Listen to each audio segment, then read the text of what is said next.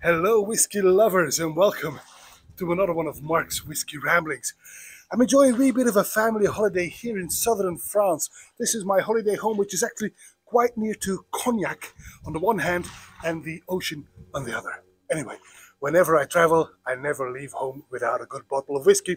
And in this case, I brought me a bourbon, and this is a Blanton's single barrel bourbon. Now, single barrels are commonplace nowadays, but that was not always the case. And it was actually Colonel Albert B. Blanton of the Buffalo Trace Distillery who introduced single barrels. Now, the marketing boys, they will have you believe that the best barrels are actually maturing in the center of warehouse H. And that warehouse is actually metal-clad to keep the heat inside, and then those barrels in the center of that warehouse, those are deemed to be the one that you need to bottle as single barrels for their exquisite quality. Now, this is let me check.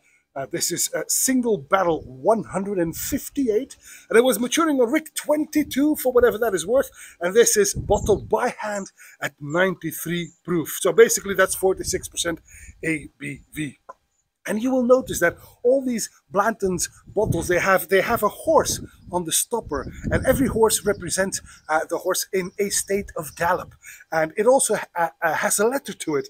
Mine is, if I'm not mistaken, the letter L, which is basically a smart move, because if you want to have all the horses making the word Blanton, you need to buy 8 bottles.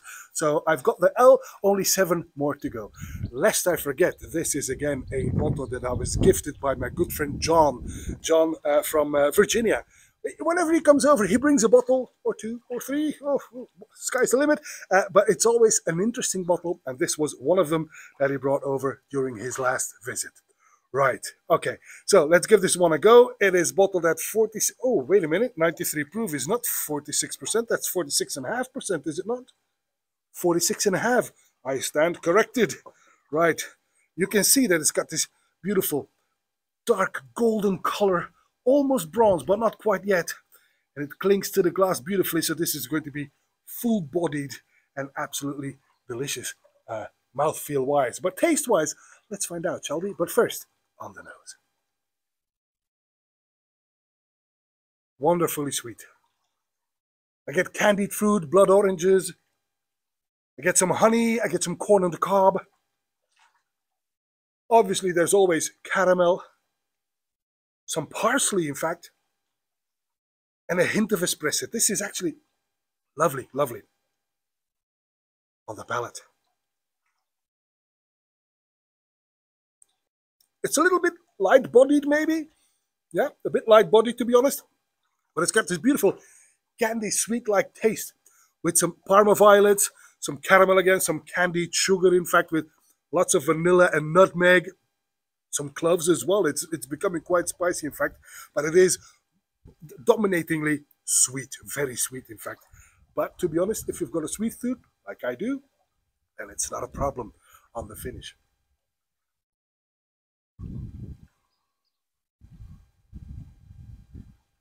That finish is medium long.